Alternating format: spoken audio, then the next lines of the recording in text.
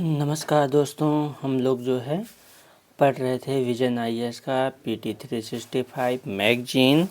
और हमने जो है अभी तक 2-3 लेक्चर कंप्लीट कर लिया है।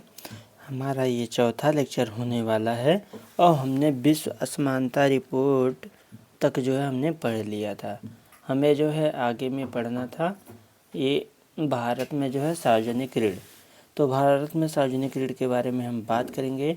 इससे पहले अगर जो है मेरी आवाज़ आपको अच्छे से आ रही है तो आप लोग एक बार ओके लिख दीजिए, ताकि मुझे पता चल सके कि आप लोगों तक मेरी आवाज़ आ रही है। और इसके अलावा मैं आपसे कहना चाहूँगा, जो भी लोग इस सेशन में पहली बार जुड़े हैं वो वीडियो को शेयर कर देंगे। अगर वीडियो अच्छा लगेगा तो लाइक कर देंगे। शेयर करने से होगा और लोग भी जुड़ेंगे, जिनको जो है आवश्यकता होगी उनके पास भी वीडियो चला जाएगा।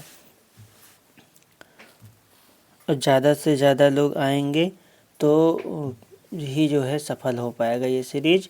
इसके अलावा ज़्यादा से ज़्यादा लोगों का बेनिफिट होगा, उनको भी एग्ज़ाम देना है ना।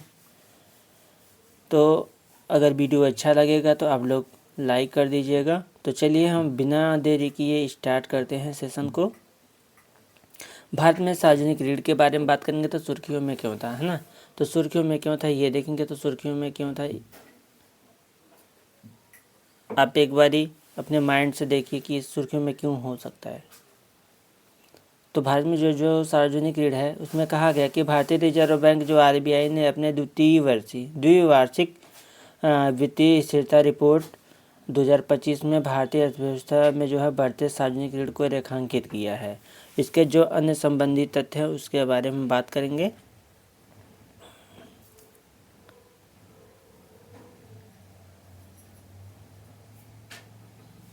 जैसे इसमें कहा गया है FASR, है ना, FASR रिपोर्ट है, जिसमें कहा गया है कि वित्तीय स्थिरता और विकास, वित्तीय स्थिरता, है ना। FASR रिपोर्ट जो आई है उसमें कहा गया वित्तीय स्थिरता और विकास परिषद की जो है उप समिति द्वारा भारत की वित्तीय प्रणाली की ताकत और इसकी स्थिरता के समक्ष जोखिमों का जो है आकलन प्रस्तुत करती है। और FASDC की स्थापना 2010 में हुई थी। इसमें बताया गया कि इसकी जो अध्यक्षता केंद्रीय वित्त मंत्री करते हैं, ठीक है। और इसमें जो है RBI, सेबी और पफेरडा, इसके अलावा जो है IRDAI जैसी जो है ना विनियामक संस्थाओं के जो है प्रमुख इसमें शामिल होते हैं। हम देखेंगे इसमें आगे इसका जो है मुख्य कार्य जो है वित्तीय स्थिरता सुनिश्चित करना और विनियामक संस्थाओं के बीच जो है समन्वय बनाए रखना होता है। मतलब जो वित्तीय स्थिरता के लिए, ताकि मतलब ज़्यादा उसमें गिराव उतार चढ़ाव ना हो, उसको स्थिर बनाए रखने के लिए, वो स्थिर बनाए सुनिश्चित करने के लिए ये विनियामक संस्थाओं के बीच जो है ना समन्वय बनाना ज़रूरी होता है। और समन्वय बनाए रखने के लिए इनका जो है आपसी में मेल मिलाप होता है, ठीक है। और ये जो भी संस्थाएं हैं जैसे RBI है, SEBI सेबी है, फ्रेडा है, इसके अलावा IRDAI है, तो ये सारे जो भी मतलब विनियामक संस्थाएं ये सारे शामिल होते हैं। इनका काम क्या होता है, वित्तीय स्थिरता सुनिश्चित करना और विनियामक संस्थाओं के बीच समन्वय स्थापित करना। हम आगे देखेंगे रिपोर्ट के जो बिंदुओं पर एक नज़र डालेंगे, जिसमें कहा गया है भारत वैश्विक समृद्धि का जो है नेतृत्व कर रहा है। मजबूत वित्तीय संस्थान, अनुसूचित वाणिज्यिक बैंकों का जो है संकलन, गैर निष्पादित परिसंपत्ति, है ना, GNPA अनुपात और निम्बल कर निष्पादित परिसंपत्ति अनुपात कम होकर जो है क्रमशः 2.3 और 0.5 हो गए, जो मतलब वित्तीय कई दशकों में सबसे कम है ना। कई दशकों का जो है इसमें अनुमान लगाया है, जो मतलब सबसे कई दशकों में बताया गया है कि कई दशकों का अगर हम आकलन करते हैं तो उसमें देखेंगे जो अनुपात क्रमशः क्या हुआ कि घटते गया है और जो है 0.5 जो है हो गया इस समय। तो विगत कई दशकों में जो है ये सबसे कम है माना गया है। अब हम देखेंगे जो है बढ़ता सार्वजनिक ऋण, है ना, बढ़ता सार्वजनिक ऋण।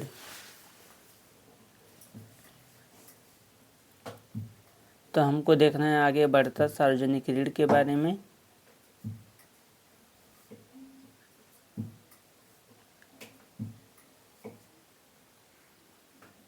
तो कहा है बढ़ता सार्वजनिक ऋण 2024 में भारत का जो है सार्वजनिक ऋण सकल घरेलू उत्पाद मतलब जीडीपी का जो है 80% से अधिक रहा है। ठीक है, जो भारत का सार्वजनिक ऋण है सकल घरेलू उत्पाद से कितना, तो 80% से अधिक रहा है, जो अन्य उभरती बाजार अर्थव्यवस्थाओं की तुलना में काफ़ी अधिक है।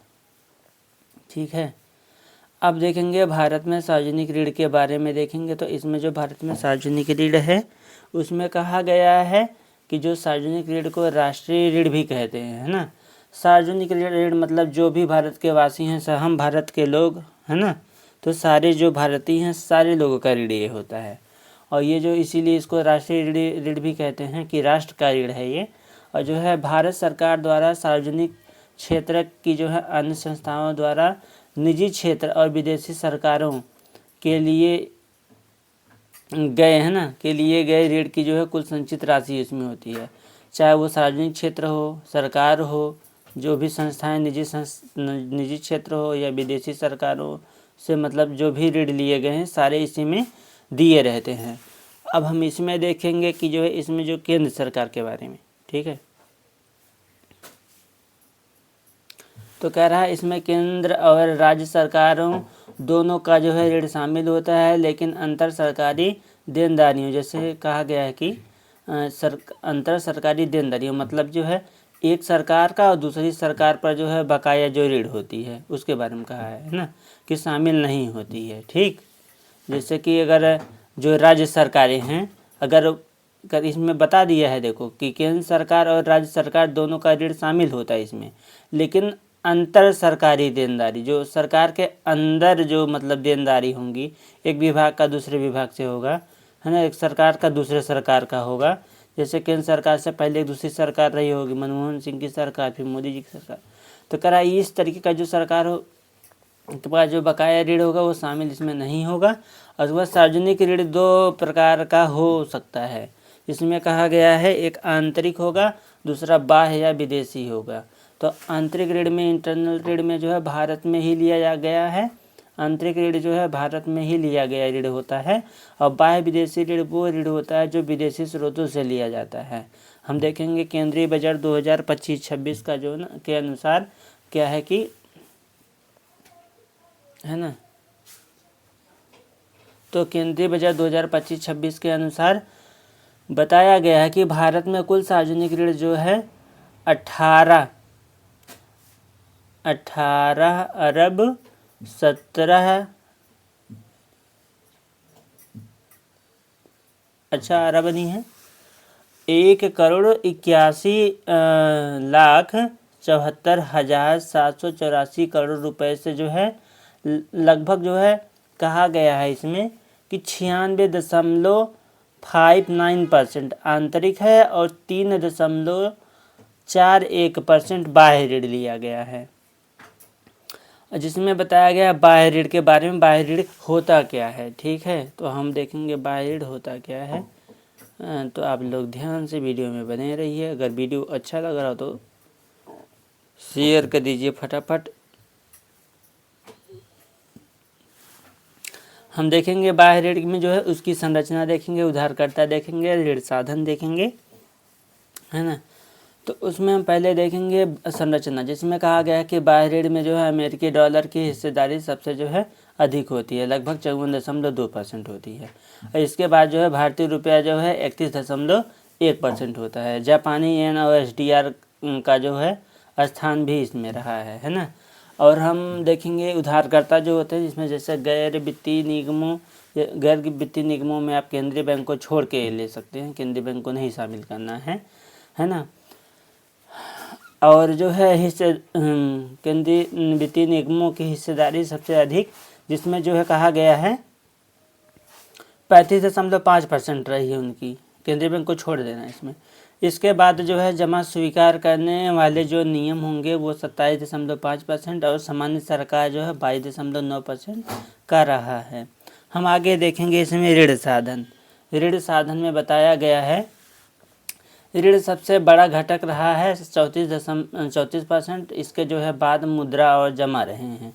उच्च सार्वजनिक ऋण के जो है संभावित प्रभाव देखेंगे तो इसमें जो है ब्याज भुगतान का बोझ बढ़ना, राजकोषीय जो गुंजाइश है सीमित होना, मुद्रास्फीति का जो है दबाव बढ़ना, निजी निवेश का जो है प्रभावित होना, आर्थिक वृद्धि और पीढ़ीगत न्याय पर जो है नकारात्मक प्रभाव। तो ये चीज़ें हैं इसमें।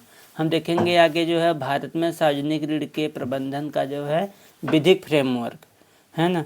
तो हम इसमें विधिक जो फ्रेमवर्क है उसमें बताया गया है कि जो है राजकोषीय उत्तरदायित्व और बजट प्रबंधन अधिनियम 2003 का इसका जो है उद्देश्य ना केंद्र सरकार के जो है राजकोषीय घाटे जो होंगे और फिर जो है ऋण को माध्यम अवधि होगी में जो है वाहन स्तरीय पर तक जो है कम करने के लिए कानूनी प्रावधान इसमें बनाया जाएगा। इसके तहत क्या किया गया है कि 2024-25 में केंद्र सरकार के जो ऋण को जो है जीडीपी के जो है 40% और कुल सार्वजनिक ऋण को जो है जीडीपी के 60% तक सीमित करने का जो है लक्ष्य निर्धारित किया गया है।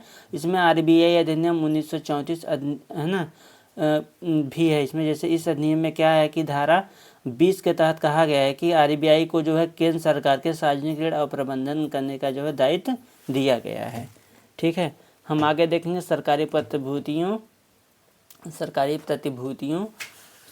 जो प्रतिभूति अधिनियम है 2006 उसके बारे में देखेंगे। तो सरकारी प्रतिभूति अधिनियम 2006 यह अधिनियम सरकारी प्रतिभूतियों और आरबीआई द्वारा उनके प्रबंधन से संबंधित कानून में जो है संशोधन करता है। इस संशोधन के बाद जो है सार्वजनिक ऋण अधिनियम 1944 सरकारी प्रतिभूतियों पर लागू होना बंद हो गया।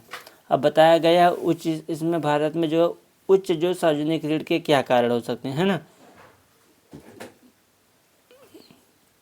तो क्या कारण हो सकते हैं जिससे जो उच्च जो सार्वजनिक ऋण का क्या कारण है। तो इससे बताया गया भारत में जो उच्च सार्वजनिक ऋण के जो कारण है उसमें बताया गया है कि सतत राजकोषीय घाटा है ना, जो हमारा राजकोषीय घाटा होता चला जा रहा है धीरे धीरे। इसके अलावा जो है उच्च राजस्व व्यय, हमने बहुत सारा जो है राजस्व जो हम व्यय कर रहे हैं, बहुत ज़्यादा खर्च कर रहे हैं। और बाह्य ऋण में जो वृद्धि हो रही है ना, जो हमारा हमने जो विदेशों से पैसा ले रखा है आईएमएफ वगैरह से, वो हमारा भी वो चीज़ें हमारा जो है ना उसमें उसके ऋण में वृद्धि हो रहा है, हम उसका इंटरेस्ट वगैरह भी हमको चुकाना पड़ रहा है, वो भी इसमें। इसके अलावा महामारी के दौरान जो मतलब व्यय हुआ पैसा उसको भी इसमें देखा जाएगा। स्वास्थ्य देखभाल वगैरह में कल्याणकारी जो कार्यक्रम वगैरह जो 85 करोड़ लोगों को जो मोदी जी जो है दे रहे थे, राशन दे रहे थे फ्री में, तो सब कुछ अतिरिक्त बोझ पड़ गया ना सरकार के ऊपर। ये चीज़ें उसमें दर्शाया गया है। तो इसमें बताया गया सतत राजकोषीय घाटा हम देख लेंगे पहले। इसमें बताया गया है नियंत्रक एवं महालेखा परीक्षक CAG है ना के जो है अनुसार वित्तीय वर्ष जो है 2024-25 के लिए केंद्र सरकार का जो है सकल राजकोषीय घाटा जो है 15.77 लाख करोड़ रुपए था। जबकि संशोधित अनुमान में जो है आगे जो है जो ये बताया गया अनुमान में संशोधित जो अनुमान में बताया गया है कि 15.69 लाख करोड़ रुपए था, मतलब जो पहले था है ना संशोधित कर। अब इसके बाद बताया गया उच्च राजस्व व्यय जो हुआ उसमें कुल व्यय जो है 46.56 लाख करोड़ रुपए था, जिसमें से जो है राजस्व व्यय 36.04 लाख करोड़ रुपए दर्ज किया गया। बाह्य ऋण में वृद्धि में बताया गया कि आरबीआई के अनुसार भारत का जो है बाह्य ऋण मार्च 2024 के अंत में जो है 668.8 बिलियन डॉलर था, और जो मार्च 2025 के अंत तक जो है 10% की वृद्धि के साथ जो है 736.3 बिलियन डॉलर का हो गया।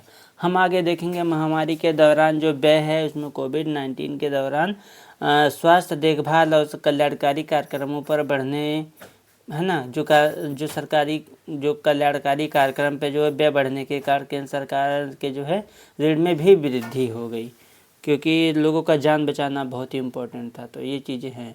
ठीक है, हम थोड़ा सा सार्वजनिक ऋण के बारे में देख लेते हैं। तो जिसमें आंतरिक ऋण कहा गया है, बाह्य ऋण कहा गया है, और जिसमें कहा गया है विपणन योग्य जो प्रतिभूतियाँ थी और गैर विपणन योग्य जो प्रतिभूतियाँ थी और बाहरी ऋण, है ना, उस तीनों देख लेते हैं। तो विपणन योग्य जो है प्रतिभूतियों में कहा गया कि जो सरकारी प्रतिभूतियाँ थी, जैसे को जी से बोला जाता है, जिसमें ट्रेजरी बिल और है ना, सरकारी प्रतिभूतियाँ गवर्नमेंट मतलब सेक्टर का जो प्रतिभूतियाँ होती हैं, और जो ट्रेजरी बिल होती थी और नगद जो प्रबंधन बिल, ये सारे शामिल होते हैं विपणन योग्य प्रतिभूतियों में। और गैर विपणन योग्य प्रतिभूतियों में मध्यवर्ती ट्रेजरी बिल और तथा जो है लघु बचत योजनाओं के विरुद्ध जारी विशेष प्रतिभूतियाँ आदि होती हैं। इसके अलावा बाहरी ऋण में है अधिकांश बाहरी ऋण जिसको अंतर्राष्ट्रीय बहुपक्षीय विकास एजेंसी तथा जो है अंतर्राष्ट्रीय विकास संघ IDA मतलब अंतर्राष्ट्रीय पुनर्निर्माण एवं विकास बैंक IBRD तथा जो है एशियाई विकास बैंक आदि से जो है प्राप्त किया जाता है। हम आगे देखेंगे अटल मिशन फॉर रिजुवेशन, है ना, रिजुवेनेशन एंड अर्बन ट्रांसफार्मेशन, है ना। तो इसमें देखेंगे ये क्या चीज़ है। तो हमको इसमें देखना है। तो इसमें देखेंगे सुर्खियों में क्यों था। तो सुर्खियों में क्यों था, तो ये हम देखेंगे। इसमें कहा गया है अटल फार्मेशन योजना, है ना, Atal mission for rejuvenation and urban transformation. तो इसमें देखेंगे सुर्खियों में क्यों था, तो हम पढ़ लेते हैं, ठीक। तो इसमें कहा गया Atal mission for rejuvenation and urban transformation, ये जो है योजना को शुरू हुए ना 1 दशक पूरा हो गया, मतलब 10 साल पूरे हो गए हैं। अमृत के बारे में देखेंगे, है ना। आजकल मोदी जी का अमृत काल चल रहा है। अमृत काल में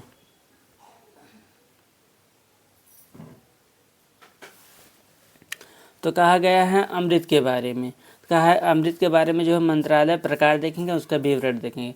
तो अमृत के बारे में इसमें कहा गया मंत्रालय जो है आवासन एवं शहरी कार्य मंत्रालय होगा, और प्रकार इसका जो है केंद्र प्रायोजित योजनाएं होंगी।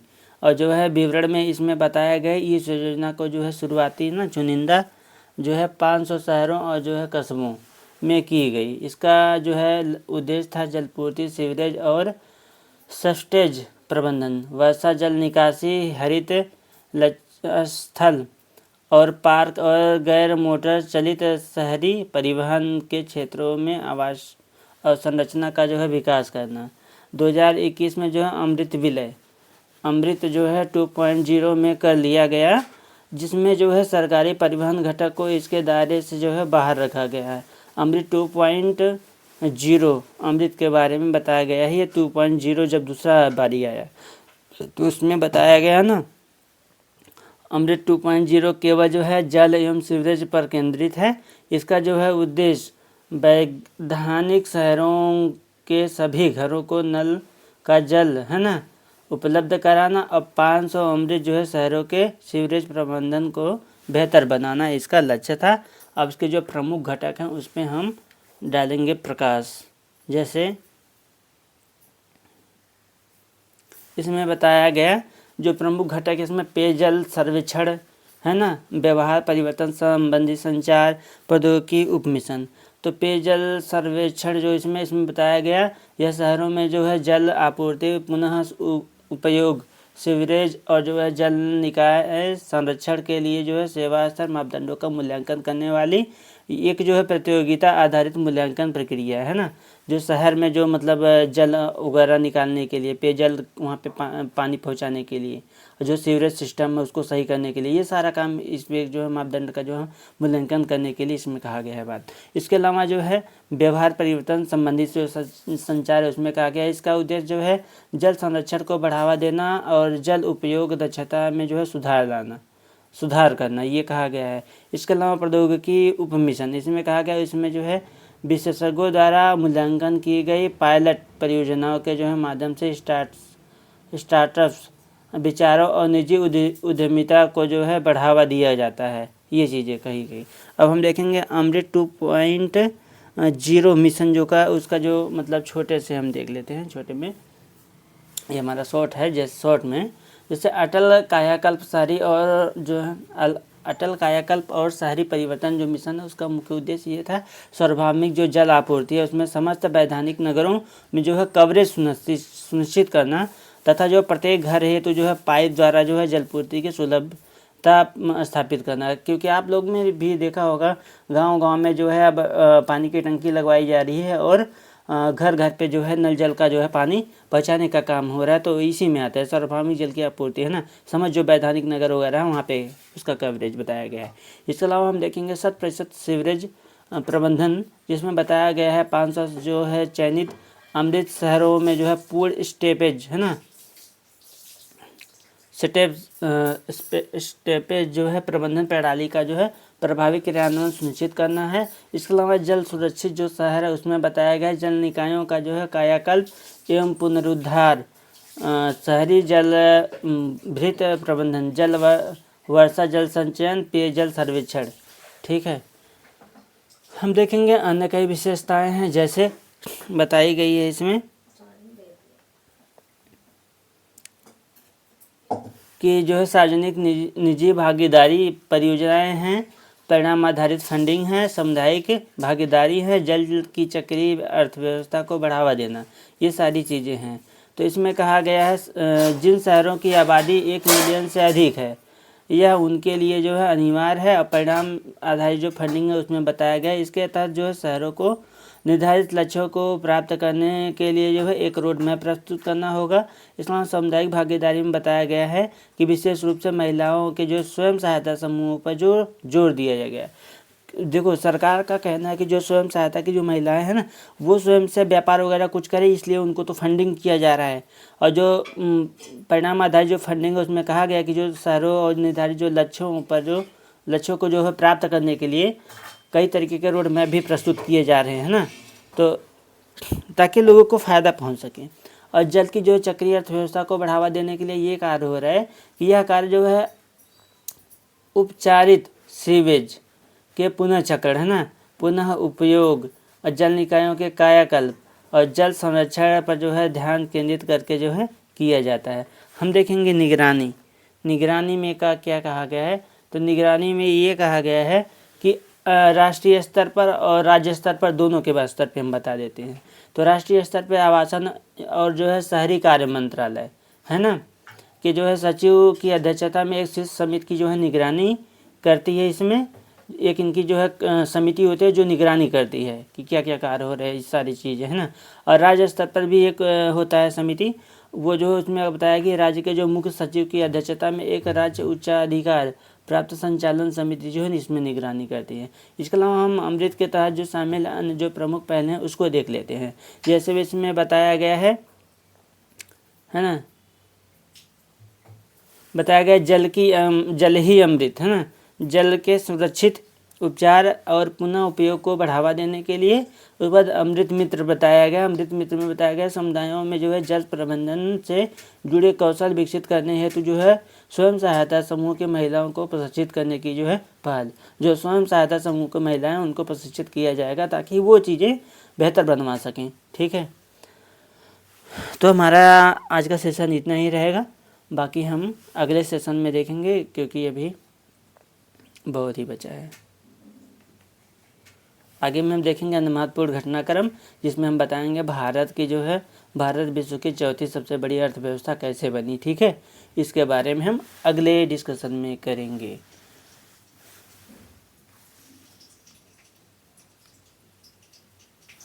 ठीक, धन्यवाद।